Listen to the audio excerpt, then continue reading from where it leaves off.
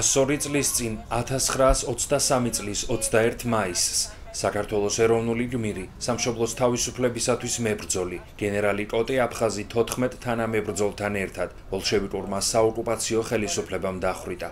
სამშობლოს დამოუკიდებლობისთვის მებრძოლის სამხედრო ცენტრის 15-ვე წევრის სასიკვდილო განაჩენი ჩეკისტებმა სისრულეში დღევანდელი ვაკის პარკის ტერიტორიაზე მოიყვანეს.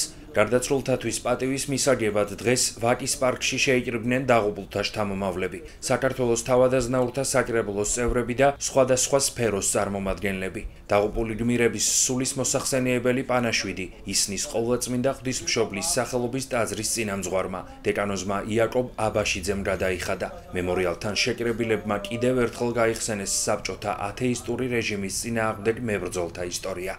ქრისტე აღსდგა. Მეთმა დაგლოცოთ გილოცავთ ივანე მოციქულის ხსენების დღეს არის 21 მაისი, ის ალბეთი დღე, როცა ქართველმა მეომრებმა, ჯარისკაცებმა, გენერლებმა, პოლკოვნიკებმა გადაწყვიტეს ქვეყნის მტრების მოგერიება, იყო ჩაფიქრებული აჯანყება, ეს ისე გამცემლობით ეს ამბავი ამ ამბავმა გაჟონა და მოხდა ისე რომ ყველა შეიპყრეს, ამ ადგილზე მოხდა მათი დაპირისპირება და აქვე დახვრიტეს, ესე იგი ასედებული ქართველები, მათ შორის მე მინდა ჩამოთვალო ბატონი კონსტანტინე აფხაზი, იგივე კოტე აფხაზი, ილია მართლის დიშვილი იყო, ვარდენ წულუკიძე, როსტომ მუსხელიშვილი, გიორგი ხიმშიაშვილი, ალექსანდრე მაჭავარიანი, ელიზბარ გულისაშვილი, დიმიტრი ჩtileli, ფარნავას ყარალაშვილი, სიმონ ბაგატიონ მუხრანელი, ლევან კლიმიაშვილი, მიხეილ ზანდუკელი, იასონ კერესელიძე, სიმონ ჭიაბრიშვილი, იოანე კუთათელაძე, იასონ კერესელიძე. აი ეს დიდებული გმირები არიან მაგალითი ჩვენი ქვეყნისა, ჩვენი მომავალი თაობისა, თუ როგორ უნდა ებრძოლო მტერს, თუნდაც ჩვენზე ძლიერს, როგორც დავითი გოლიათს, მაგრამ როცა სამშობლოს იცავ, როცა ღმერთის ჭეშმარიტ სარწმუნოებას იცავ, მაშინ უფალი შემხარესაა. ოდესღაც გაიმარჯვებ. შეიძლება იქვე არა, მაგრამ დაჭიდა რაღაც გარკვეული პერიოდი, რომ ქართველებმა აი ეს მეუღელი გადააგდეს და დღეს ქვეყანა დამოუკიდებელია. დღეს არის ძალიან ტრაგიკული და ძალიან ამაღლებული დღე. 102 წლის წინ აი ამ ადგილზე დახვრიტეს უმოწყალოდ ჩვენი ჯარის გული და გონი.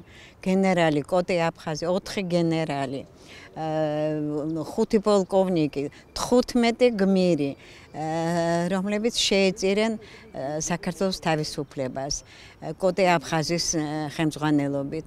მისი სიტყვები იყო, როდესაც შესთავაზეს მას ემიგრაციაში წასვლა, მან თქვა, გენერლები ჯარისკაცებს არ ტოვებენ და ზვარაკად იყვნენ შეწირულები და ჩვენ სპეციალური წიგნი გამოუშვით, პირდაპირ ასე დავარქვით, ზვარაკად შეწირულნი. დახვრიტეს დიდი ეროვნული მოღვაწენი, პატრიოტები, უნივერსიტეტიდან დაწყებული, კახეთის რკინიგზა, ბანკი, ეს ყველაფერი ამის მოთავე იყო კონსტანტინე აფხაზი. აქ 15 ადამიანი დახვრიტეს. მართლაც თვალსაჩინო წარმომადგენლები ერის. ჩემი ნაცისავი სიმონი იყო 27 წლის. გარდა იმისა, რომ თვითონ მოკლეს, არც ცხოველს არ დაანებეს, წავიდნენ მუხრანში და ფეხმძიმე ქალი მოსპეს საერთოდ. არავინ არ დარჩა და მუხრანი შტოდა, მარტო მე დავრჩი. უკვე რამოდენიმე წლების განმავლობაში ჩვენ თავადაზნაურობა ვიკრიბებით, მათი შთამომავლები ყველანი იკრიბებიან. ძალიან დიდი ფულის პატრონი იყო კოტე აფხაზი, მისი საკუთარი ფულით არის შეყვანილი, მაგალითად კახეთში რკინიგზა რომ არის, მისი სამშობლო ეს იყო და შეეწირა სამშობლოს. ჩვენ არასოდეს არ დავივიწყებთ. იმედია რომ არც ახალგაზრდები არ დავიწყებენ.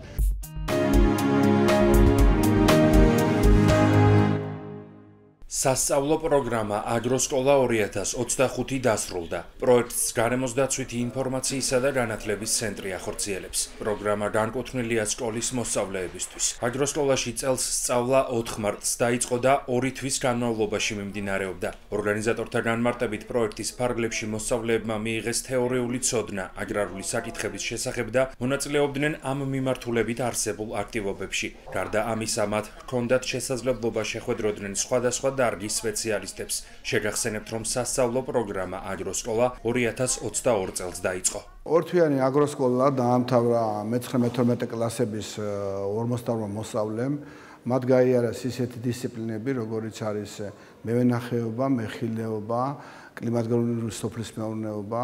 ეს ყველაფერი არის საფუძველი იმის, რომ შემდგომში მათ სწავლა, რა თქმა უნდა, როგორც პროფესიულ დონეზე პირველ რიგში გააგრძელონ სწორედ აგრარული მიმართულებით. ჩვენი მთავარი ამოცანა არის, რომ შევქმნათ ყველანაირი мотиваცია, რომ ჩვენი ახალგაზრდობა დაინტერესდეს აი იმ დეფიციტური პროფესიებით, რომელიც არის აგრარულ სექტორში და რა თქმა უნდა მათ ამის შემდგომ სამუშაო ადგილებიც გარანტირებული აქვთ. დღეს ვართ მნიშვნელოვანი ინიციატივის მომსწრენი.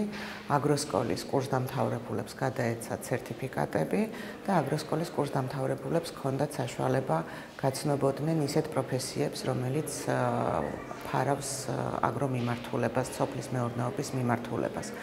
ისინი კოლეჯებთან თანამშრომლობით სწავლობდნენ პრაქტიკულ კომპონენტს, თეორიულ კომპონენტს და მათთვის ეს ძალიან მნიშვნელოვანია იმ ეტაპზე, როდესაც ისინი არიან კარიერის არჩევის წინაშე და მათთვის მნიშვნელოვანია ის ნაბიჯები, რაც დღეს გადადგეს, რადგან მათთვის უფრო ხელშესახები იყო ის პროფესიები, სადაც ისინი დღეს სწავლობდნენ და მათთვის მნიშვნელოვანი იქნება გადაწყვეტილების მიღების პროცესში, ნამდვილად სურთ თუ არა ამ პროფესიით გააგრძელონ თავიანთი მომავალი საქმიანობა და კარიერა. ახლახანს დავამთავრე აგროსკოლის პროექტი, რომელიც იყო ძალიან საინტერესო.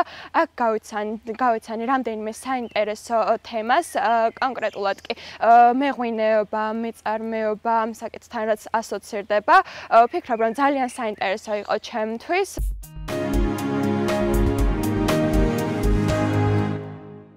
ყოველთვის როცა მზეზე გავდივართ, ვიღებთ ულტრა იისფერ გამოსხივებას. მისი მავნე ზემოქმედება ხშირად არ არის სათანადოდ შეფასებული. მზის ულტრა იისფერ სხივებს შეუძლია გამოიწვიოს კანის ნაადრევი დაბერება, დაზიანება, დამწვრობა და სხვა დაავადებები. სპეციალისტები მოქალაქეებს სიფრთხილისკენ მოუწოდებენ და ამ მიმართულებით გარკვეული რეკომენდაციაც გასცეს. მათი განმარტებით პირველ რიგში ადამიანმა უნდა შეზღუდოს მზის ქვეშ ყოფნის დრო, განსაკუთრებით 10-დან 14 საათამდე. ასევე კანი რომ არ დაზიანდეს, ამისთვის საჭიროა სათანადო ტანსაცმელი. სხეული მთლიანად უნდა იყოს დაფარული. საჭიროა მზის სათვალისა და ქუდის ტარება. მეცნიერების განმარტებით აუცილებელია მზისგან დამცავი კრემი. მისი გამოყენება უნდა მოხდეს გარეთ გასვლამდე 15-20 წუთით ადრე და ყოველ 2 საათში ერთხელ. გარდა ამისა, მნიშვნელოვანია ჰიდრატაცია. ორგანიზმმა უნდა მიიღოს დიდი რაოდენობით წყალი, რომ არ მოხდეს სხეულის გადახურება.